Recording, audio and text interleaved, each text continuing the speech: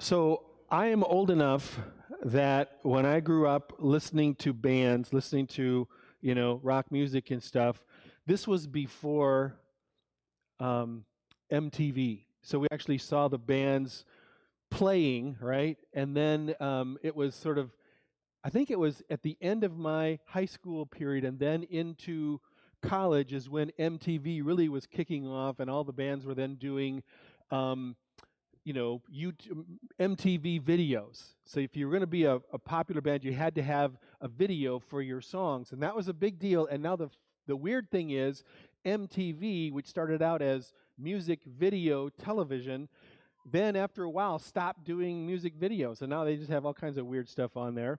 But so there was this period where everything was revolving around music videos. Then that stopped, and then there was a whole lengthy period where there were all kinds of behind the music videos. Remember those videos? They were little documentaries to show what was happening behind the scenes for different rock bands, different touring groups, behind the scenes of a certain song. Some were kind of interesting, some more interesting than others. Now I'm going to tell you about one of these kind of behind the scenes documentaries. And I will tell you, this is a band that I didn't really listen to much. It's not like these are my people, but it was an interesting documentary. It's called The Long Strange Trip, and you might have seen it. I think it's actually on YouTube now. It came out on Amazon, I think, Amazon Prime, but it's a documentary of the behind the scenes of the Grateful Dead, the growth of this band, this phenomena, which started in the mid to late 60s, really exploded in the late 60s, and they kept going for a long time. And they might even still be around today, but it's different today. Of course, their leader is gone. So this documentary, the story behind the Grateful Dead, I believe, is a parable for our time. So here is what I mean by that. The Grateful Dead started as a kind of a playful thing of these guys in the San Francisco Bay Area who were very much products of the 60s. Very just wanted to throw off whatever restraints or constraints there were. So the Grateful Dead was all about getting rid of any kind of sexual restraint, getting rid of any kind of constraint about drugs and alcohol, very much into free love, free drugs, and even musically, they were kind of threw off the constraints of typical music, because when they would play songs, they would just jam. So their songs would go on forever, and they were probably, every time they played a song, it was a little different. And so and it actually caused them to become quite famous, because there were all kinds of bootleg copies of their live music, because every time they performed something live, it was a little different, because they were improvising all kinds of stuff. Jerry Garcia was one of the really, he was the front man of the band. He was one of the founders of the band. And kind of like his pattern of living, he just wanted to just let things happen, wanted things to just flow. Let's just go with the flow, man, right? That was kind of the way, I'm sure that's how he talked. The idea of really controlling and leading and shepherding something was not at all what he wanted to do. We're just going to let it happen and just go with the flow. Well, over time, the band became more and more popular, and then they started getting deals with record companies. They started doing these concerts, which became big productions, and now we have to kind of figure out how to manage and control this. And this thing that started out as a way to just have fun and just kind of do our own thing now becomes a big business, And Jerry Garcia, he didn't want to be, but he now became the leader of this enterprise. And so this thing that began as something that was an expression of freedom became for him a prison. And part of that prison is what kind of pushed him, that pressure that he constantly felt about this business, pushed him deeper and deeper into addiction. All kinds of drugs, especially heroin at the end. And he was also diabetic. He was overweight and probably had some sort of, processed food, sugar thing was part of his deal as well. And eventually, he died in rehab of a heart failure after having, he was on and off drugs and he was in and out of rehab. So here's the single statement for how this is a parable. We go into things, we pursue things, we start going down a path that seems like it's freedom for us. We do this because this is just going to be what we want, and we wind up, that path actually leads us into a prison of its own. So this is the parable of addiction, really. For many people who fall into addiction, it starts out as a solution. It starts out fun. It starts out almost as an expression of freedom. No one's going to tell me what to do. I'm going to eat what I want. I'm going to drink what I want. I'm going to do these, whatever these substances are. I'm going to engage in whatever sexual thing I want. This is just, I'm just going to do my thing.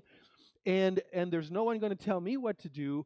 But then over time, that thing which was your expression of freedom from constraint now becomes its own constraint. Now that becomes the thing that controls you. Now, this passage we're talking about here has a word. It's kind of built around this concept of a yoke, Y-O-K-E. And like so many things in the Bible, it's a little bit, we have to do a little teaching to understand and to appreciate what's being said here, because we're not agricultural or ancient agricultural people who are into yokes. Yoke, the top picture there is one picture of I don't know if you call it a modern yoke, but back in the day, this one has actually two sticks or whatever, twigs or some sort of wood. But what the old school yokes had is a arm across the shoulders of an animal, and then they would run rope around the neck or the chest, and they would put that on either one or usually a team of animals, and then hook it up to whatever, tractor, or not tractor, some sort of rig, wagon, or some sort of implement. And that was a very, very common thing, that the yoke was used to harness the power of an animal. Now, this was such a common feature of the ancient world that the word yoke began to be used in other ways as well. And so it was sort of like anything that that controls you, anything that becomes the focus of someone's life. And kind of in a negative way, it was used to describe things that became a burden. So like you might have heard people use the phrase, and this was talked about in ancient world. This is a translation of an ancient phrase, the yoke of slavery. That a nation, let's say, is being enslaved by another nation. That enslavement is referred to as the yoke of slavery. They used it in a variety of ways. Sometimes they would say a yoke of oxen, and that would mean 2 oxen. And sometimes they would refer to a yoke of land, which a yoke of land meant the amount of land it took 2 oxen to till, um, that would be a yoke. So it's just this super common thing. And positively and negatively, this negative association of something that controls you, and a nation would throw off the yoke of slavery. But somewhere along the way, in probably the between Testament time, a few hundred years BC, the Jewish rabbis, the teachers, began to refer to God's teaching, the law, the Old Testament law, as a yoke. And that they meant it as a positive thing. So you have the Torah is a word that we often, that word is in the Old Testament, and we sometimes translate that and think of that as law. But for the Jews, it was the law of God, like the first few chapters of the Bible, but then also it also included other teaching. So the teaching about the law, the way that the rabbis explained the law, maybe like we would say the Word of God, God's Word to us. It would include the Bible, but then kind of overlaid onto that was our views about the Bible, our interpretation of the Bible. Well, they had the law, the Torah, which was the specific words of the Old Testament, but it also included the way that the rabbis over the years began to try to understand and explain this law. Now, one of the books that was written between the Old and New Testament is called The Wisdom of Jesus ben Sirach. I'm sure that's not exactly how it was pronounced back then, but in that book, this is an example of the way that they thought of this. He said, put your necks under her yoke, her being the yoke of the Torah. Put your necks under her yoke. Let your soul accept her burden. See, I have worked but little and found much rest. And that was, again, their belief that if we place our lives under the authority, under the guidance, under the yoke of the law of God's Torah, then we would, our soul would accept that burden, and we would find much rest. Well, Jesus wasn't a huge fan of this idea. And one of the things that we see repeatedly in the scripture is how Jesus was concerned about and frustrated about how the leaders of his time interpreted the Old Testament law, added to the Old Testament law, made the Old Testament law even more restrictive, and made it focus on all kinds of external things. And so here in this passage, he talks about a different yoke. Now, there's a couple other places in the New Testament where Jesus is pretty clear about his unhappiness with the Jewish teachers and how they were thinking of the law.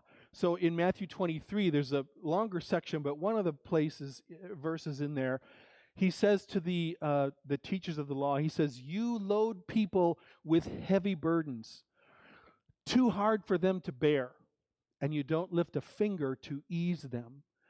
And it was the concern about how they had that made that yoke so burdensome. Another place later in that chapter, he talks about how they focused on these little things, little aspects of the law, and then while ignoring the most important things of the law, they kind of lost all their sense of proportion. And so then, in its place, Jesus gives his own teaching and his own yoke or Torah, his own teaching, and he's pretty clear that he's not giving a different law, but he's explaining the law in a different way. So again, we're reading from Matthew, and to understand a passage like this, it's helpful to remember that it's part of a longer book, right? And so earlier in this book, he's really laid out his understanding of God's law, how we live. And that's what we know of as the Sermon on the Mount. It's in Matthew chapters 5, 6, and 7.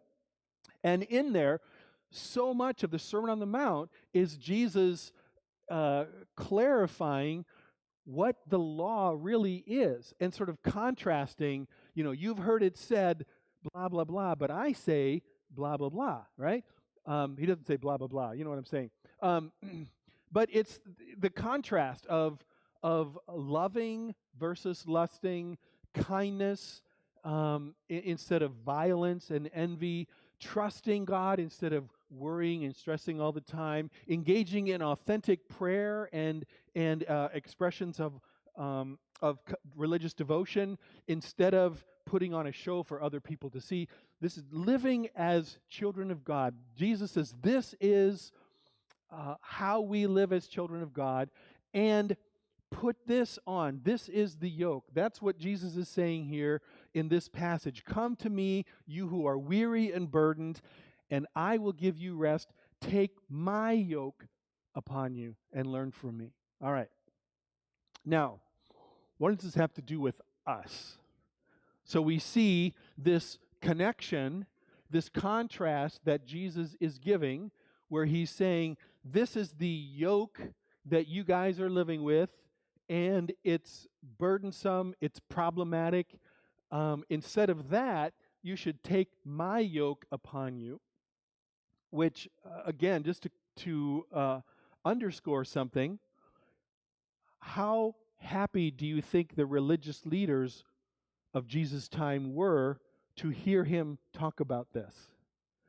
I mean, this verse would have probably been like, throwing a red hanky in front of a bull to these guys. It's like them's fighting words for Jesus to say, take my yoke upon you, because it was a clear distinction between this other yoke that they had been living with. So Jesus offers a different yoke. Instead of this living according to all these laws in the Old Testament versus living in this the following Jesus, and Jesus is gentle and humble, and you'll find rest. But how does this translate today? So let's do a little thought exercise. What's going on today? What's it like today? Can you imagine, let's say a space alien comes and lands on our planet and hangs out with people in Princeton, and just sort of hangs out with people for a while, watches you, hears your conversations with people that they're having, sees what their life is like for a few months. Not only that, but has the opportunity to hear their thoughts, okay, and to really get what life is like for people in 21st century America. And then this alien goes back and gives a report. And the head alien says, okay, what are those people like? What's life like for them living in Princeton, Minnesota in 2021? I think what'd you say? 2023. Yeah, thank you. They don't even know what year it is, those weird people.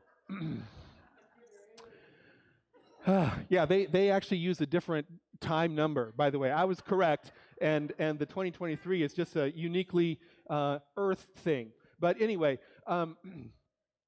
I bet that among the things that they would say that describe life for us would be, they would say, these people are weary and burdened. I think that's a fair description of what life is like for a lot of us. We are weary and burdened. And we're weary because of all the stress that we're under, the way that we live. We're burdened by so many different things. again, this will get back. We'll talk more about this at that Bethel Life Lab thing. That's one of the things that I feel like I've learned from Pilar Gerasimo, talking about how the way that our world works, it just pushes us into these unhealthy places. So what does that mean? Why are we so, again, I'm just going to focus on the weary and burdened. And we might think of this in a little way as a contrast to the people in Jesus' time. And this is something that I've talked about. There's not a fill in the blank for this, by the way, but you can write these two factors down. I think two ways to look at this. One would be that it's just part of the way that life is unfolding in the world that we live in, kind of a mismatch between how kind of like how human beings have lived in society, and now it just appears that things are accelerating so much, and there's so much information, there's so much uh, yeah, sort of noise in our lives and in our world, and we never kind of shut off. We don't have the kind of opportunities for rest and peace and shutting off the noise around us. So there's a kind of a just the way that people live in a media saturated world, in a 24/7 world. Again, just think about this. For almost all of history, people did not have natural light. And so the way that they did their thing, just when there was the sun, and then they had just a little bit of firelight at night. And so there's even just a way that our physical life unfolds in our world today is so different than the way it used to be, that we don't even realize how stressful and wearying and burdening that is. All right, so I believe there's something going on in our world today that is just sort of endemic to what the way life works in the modern postmodern world. But then we get this other thing, which I think is a timeless problem. It's the same problem that people in Jesus' time had. It's the same problem that people throughout history have had. And that is that we are weary and burdened because we put ourselves under yokes that are ill-advised. We put ourselves under yokes that are not good for us. So again, I mentioned a couple of examples as we began, but addiction would be one of them, right? I started doing this. I started this out, and it just brought me these rushes of pleasure, or it allowed me to like not be worried about anything, or it just I just felt so good. And then over time, I need more and more of that to have that same feeling. And then while I'm pushing or pursuing that feeling, then the other parts of my life are getting worse and worse, and so it just becomes this cycle that spins. And that is true of the classic addictions, but it's true of everything. It's true of our unhealth and overeating. It's true of the way that we binge on TV and social media and video games, that it just becomes more and more, we give ourselves more and more to this, and then it satisfies us less and less. It's true of our pursuit of so many things in this world. So take this example. Someone says, my job, it's so frustrating that I don't feel like my boss appreciates me. I got to work these stupid hours, and I just want to have more freedom. So you start your own company. And you're laughing because some of you know what this is about. And all of a sudden you realize that you're free to work any 100 hours a week you want to work. That now becomes its own prison. We pursue the esteem of other people. We want other people to like us and respect us. Excuse me.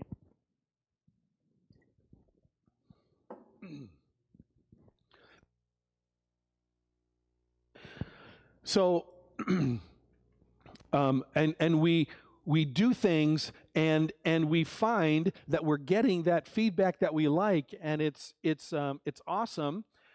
But then we find ourselves trapped by the things that we're giving ourselves to, the things that we're having to do now to keep up those appearances, or to keep up with people's liking us. The things that we put ourselves into wind up becoming prisons.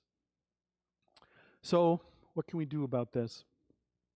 And I suppose the things that I've been saying, it all becomes fairly obvious what this means. But again, it's one thing to understand it intellectually, but it's something else for us to really get it to the point that we're willing to make some changes. So, Jesus offers us an invitation. And the invitation that Jesus offers is not a freedom from yokes. It's not like Jesus is offering us to just get off any and all treadmills. But the invitation that Jesus gives us is a different kind of yoke. Maybe a different way of saying that would be that all of us will devote ourselves to something. All of us are going to be under some kind of yoke in our lives. I don't know. Do you believe that? Does that make sense? Because even those of us who are saying, I don't want no constraints on me, you take your thing and shove it. I'm just going to do my own thing. And as I've been saying, that winds up putting us on a path to some other yoke. So the question is not whether, or the question is not if we're going to strap ourselves to something, if we're going to devote ourselves to something or not.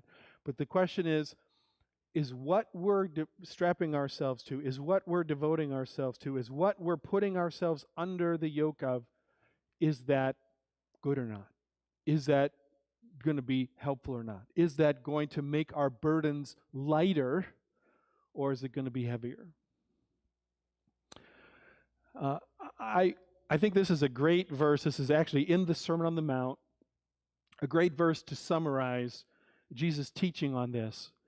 And he's, it's kind of like if we could summarize Jesus' message about this stuff. And I realize doing that is always a little bit dangerous because you're leaving out something or other. But this is a great one to think about. Jesus says, look, if you seek first the kingdom of God and seek His righteousness, that is, devote yourself to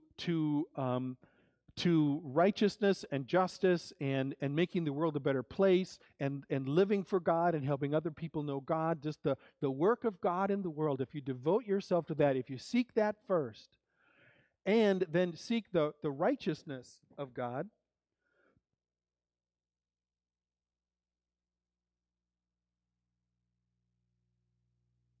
and then all these other things that you're worrying about, that you're stressed about, all these other things will be added to you.